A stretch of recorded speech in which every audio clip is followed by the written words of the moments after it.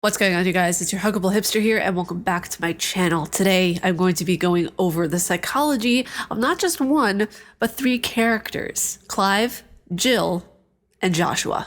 It's going to be like kind of a combination episode because this psychologically gaming episode, I'm going to propose a theory for you guys to munch on.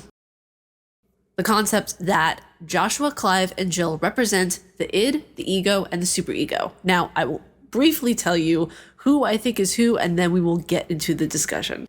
And for those of you who do not know what the id, the ego, and the superego are, the ego is the reality, the id is the instincts, and the superego is morality. Just to put it in very, very simplistic terms, because if I talk about this, I will talk about all the things, and then I will get very long-winded, and this video will be like an hour long. Also, I feel like I'm going to mention this at the start of every psychologically gaming episode because I feel like it's very important to mention. I do have a Bachelor of Arts in psychology. I did a major in psychology with a triple minor in communications, fine arts, and philosophy. So I do have some credentials here to talk about this stuff. However, if you only have a BA in psychology, you are not allowed to treat people without a license or being a part of a practice. This is why I talk about game characters and I talk about the philosophies or the psychologies of certain themes or motifs in gaming. That way, it's only sticking to characters that are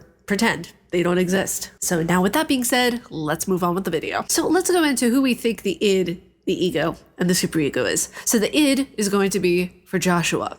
Joshua is very much a character that I need to do this now. I need to act on it quickly. I don't want to think about things. I just want to do it. Clive is the ego. He's more reality based. Like, okay, I know the situation at hand. I know what I need to do. Let's focus on where we are in the present moment. And you guessed it, the superego is Jill. She focuses on morality. She focuses on concept structures that surround more of like a base principle guided in her truth, in what she believes to be right. She's kind of like the angel on Clive's shoulder telling him what's the right thing to do instead of what you have to do in the moments like Joshua might be. So since Clive is right in the center with being reality, you have the id over here, you have the superego over here, kind of just yapping away at one another. There's always going to be an inner conflict, and that's what Clive is battling through the entire game. That's inevitable when you are, how should I word this? At your core, as a human being, you will always have inner conflict. You will always be battling those thoughts of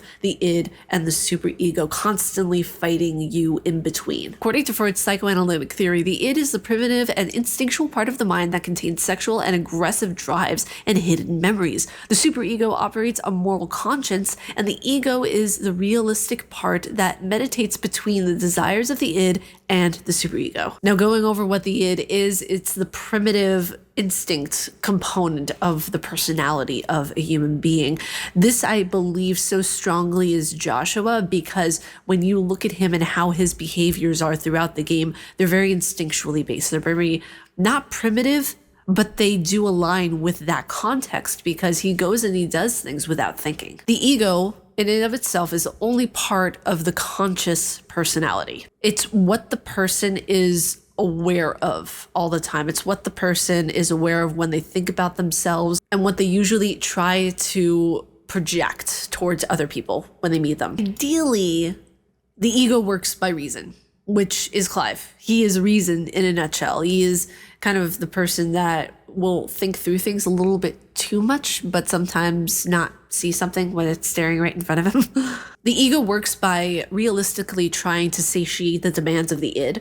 So whenever you see the ego principle working and it's working in tandem with the id, it's trying to do it in a smart and logical fashion. That way, both the id and the superego are balanced out, both being satiated, both being humble, both being there and being present and not attacking one another, which is exactly Clive. He's the peacemaker. He's the one that's trying to balance out everyone everywhere. So it makes sense. It's like, okay, guys, I'm in charge. Anything you want has to go through me, the id. Okay, superego. Okay. The id wants tension reduction and avoids pain, but unlike the id, the ego is more or less concerned with kind of devising a realistic strategy to obtain said reduction of pain. Because when you look at things realistically, you want to be able to have as little conflict with your life as possible. This is why Clive goes as far as he does in trying to make everyone around him happy, even if it's at a detriment to himself, because he wants to be able to avoid the noise of both the id and the superego bouncing off of one another. So he tries to satiate everything, so it's right there in the middle. And lastly, Jill, the superego. Now, the superego is the part of the brain that develops the values and morals of society, and this part usually develops between 3 and 5 years of age. Now, it's very important to remember here that the superego is a part of the unconscious mind, okay? Remember that point. Now, the superego's function is to control the id's impulses. This is exactly what Jill tries to do to some degree whenever she is having discussions with Clive, or she's talking with Joshua of maybe you shouldn't do this, or maybe talk to Clive and maybe that's not such a smart idea. Please don't do that. Like, she's the regulator. She's trying to regulate the id, and she's trying to come to a happy medium, let's say, with the ego. There's so much more that I could go into for so many other of the characters, like Goats, for example.